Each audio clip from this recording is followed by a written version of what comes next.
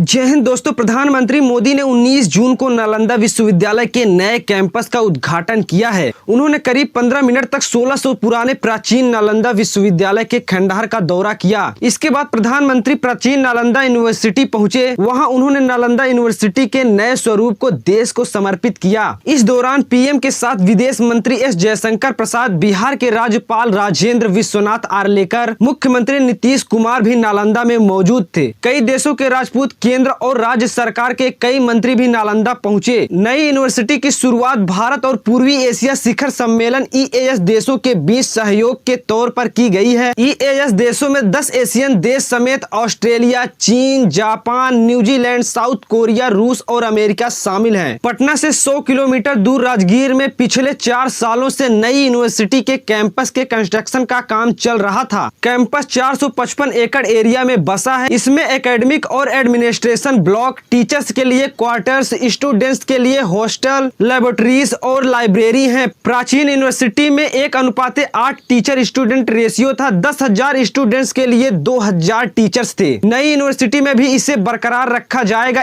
एक साथ लगभग 7,500 टीचर्स और स्टूडेंट्स रह सकते हैं। यहाँ 7 स्कूल हैं। First historical studies, second ecology and environment studies, third Buddhist studies and peace studies, fourth philosophy and comparative religion, fifth language and literature humanities, sixth management studies और international relation, seventh information science and technology. University में no vehicle zone है, यानी यहाँ सिर्फ cycle का इस्तेमाल कर सकते हैं। विशेष अधिनियम के तहत विश्वविद्यालय की स्थापना। ऐतिहासिक नालंदा महाविहार से 20 किलोमीटर से भी कम दूरी पर मौजूद प्राचीन मगध के शिक्षा केंद्र को पुनर्जीवित करने का फैसला मूल रूप से 2010 में शुरू हुआ था। विश्वविद्यालय को संसद द्वारा पारित एक विशेष अधिनियम नालंदा विश्वविद्यालय अधिनियम के तहत स्थापित किया गया है। यूनिवर्सिटी की आर्किटेक्चरल खासियत। नए कैंपस को डिजाइन फर्म वास्तुशिल्प कॉन्सेप्ट्स ने बनाया है। बिल्डिंग्स के कंस्ट्रक्शन में कुल लैंडिंग एरिया का सिर्फ 8% हिस्से का इस्तेमाल किया गया है। अगस्त 2016 तक के डेटा के मुताबिक भारत ने यूनिवर्सिटी के कंस्ट्रक्शन में 684.74 करोड़ रुपए का योगदान किया। यूनिवर्सिटी के लिए चीन और अमेरिका, ऑस्ट्रेलिया दोनों ने लगभग 83 करोड़ रुपए का योगदान किया है। थाईलैंड और नाइजीरिया ने भी कंस्ट्रक्शन के लिए कंट्रीब्यूशन किया है। ऐसा प्राचीन नालंदा यूनिवर्सिटी के आर्किटेक्चरल और जियोग्राफिकल डिजाइन से समानता बनाए रखने के लिए किया है। कैंपस में पढ़ने के लिए खुले कमरे हैं। इन कमरों में छत नहीं है। ये प्राचीन यूनिवर्सिटी की तर्ज पर बनाए गए हैं। स्टूडेंट्स के लिए कैंपस में ही बोतल के आकार का बाजार बनाया गया है। कैंपस के बीच में कमल सागर तालाब है। एडमिनिस्ट्रेटिव ब्लॉक में नालंदा के खंडहर यानी ब्रिक आर्किटेक्चर का डुप्लीकेट है। यूनिवर्सिटी की मुख्य दीवार में 2 पैरेलल दीवारें हैं। इसके बीच हीट ट्रैप करने के लिए खाली जगह छोड़ी गई है। एयर कंडीशनर से निकलने वाली हीट का इस्तेमाल बाथरूम में पानी गर्म करने के लिए किया जाएगा। यूनिवर्सिटी लॉन्च किए जाने से 3 साल पहले साल 2007 में यूनिवर्सिटी के गठन का मार्गदर्शन करने के लिए एक सलाहकार समूह बनाया गया था। अर्थशास्त्री और नोबेल पुरस्कार विजेता प्रो अमर्त्य सेन इसके अध्यक्ष थे। बाद में सेन को विश्वविद्यालय का कुलपति यानी वाइस चांसलर नियुक्त किया गया। 1 दिसंबर 2014 से एक अंडर कंस्ट्रक्शन बिल्डिंग में school of ecology and environment और स्कूल ऑफ हिस्टोरिकल स्टडीज की क्लासेस शुरू हो गई थी। उस वक्त 15 स्टूडेंट्स ने एडमिशन लिया था, जिनके लिए 11 टीचर्स अपॉइंट किए गए थे। कैंपस में 7 डिपार्टमेंट हैं। विश्वविद्यालय पुनर्जीवित करने के बाद अब तक पोस्ट ग्रेजुएट और डॉक्टरेट स्टूडेंट के लिए 7 स्कूल डिपार्टमेंट बनाए गए हैं। इसमें economic and management, information science and technology, linguistic and literature, international relation, peace studies and Buddhist studies, philosophy and cooperative religion, ecology and environment और हिस्टोरिकल स्टडीज शामिल हैं। इसके अलावा 2 डिपार्टमेंट और इस एकेडमिक सेशन से शुरू होने वाले हैं। नालंदा को दुनिया की पहली रेजिडेंशियल यूनिवर्सिटी माना जाता है। इसकी 9 मंजिला लाइब्रेरी में 90 लाख किताबें रखी गई थी। यहाँ पूर्वी और मध्य एशिया के करीब 10,000 स्टूडेंट्स पढ़ाई करने आया करते थे। यहाँ मेडिसिन, लॉजिक और मैथ्स के अलावा बुद्धिस्ट प्रिंसिपल्स पर स्टडीज और रिसर्च की जाती थी। दलाई लामा ने कहा, हमारे संपूर्ण ज्ञान का स्रोत नालंदा ही है। इस समय विश्वविद्यालय में कुल 17 देशों के 400 स्टूडेंट्स पढ़ाई कर रहे हैं। वहीं डिप्लोमा और सर्टिफिकेट कोर्स के लिए यहाँ 10 सब्जेक्ट में पढ़ाई हो रही है। कैंपस में एशिया की सबसे बड़ी लाइब्रेरी भी बनाई जा रही है। कलाम ने दी थी विश्वविद्यालय को पुनर्जीवित करने की सलाह। पूर्व राष्ट्रपति डॉक्टर APJ अब्दुल कलाम 28 मार्च 2006 को अपने बिहार दौरे पर अंतर्राष्ट्रीय पर्यटन स्थल राजगीर आए हुए थे। उसी दौरान उन्होंने मुख्यमंत्री नीतीश कुमार को प्राचीन नालंदा विश्वविद्यालय को पुनर्जीवित करने की सलाह दी थी। इसके बाद मुख्यमंत्री ने उनकी सलाह पर तत्काल विधानमंडल के संयुक्त अधिवेशन को संबोधित करते हुए इसे पुनर्जीवित करने की घोषणा की थी। यूनेस्को ने 15 जुलाई 2016 को नालंदा यूनिवर्सिटी के पुरातात्विक अवशेष को वर्ल्ड हेरिटेज साइट यानी वैश्विक धरोहर स्थल का दर्जा दिया था। विश्वविद्यालय को प्रसिद्ध वास्तुकार पद्म विभूषण स्वर्गीय बीबी दोषी ने डिजाइन किया है। इसके बुनियादी ढांचे को नेट जीरो यानी शून्य कार्बन उत्सर्जन वाले कैंपस के रूप में बनाया गया है। 1193 ईस्वी में तुर्की शासक कुतुबुद्दीन ऐबक के सेनापति बख्तियार खिलजी के नेतृत्व में आक्रमणकारियों की सैन्य टुकड़ी ने विश्वविद्यालय को जलाकर खत्म कर दिया। नालंदा यूनिवर्सिटी का परिसर इतना विशाल था कि कहा जाता है कि हमलावरों की आग लगाने के बाद परिसर 3 महीने तक जलता रहा। आज नजर आने वाली 23 हेक्टेयर की साइट मूल यूनिवर्सिटी कैंपस का एक हिस्सा भर है। पहले भी हुए नालंदा पर हमले। भारत के पुरातत्वविद एच.डी. सांकलिया ने 1934 की किताब द यूनिवर्सिटी ऑफ नालंदा में लिखा,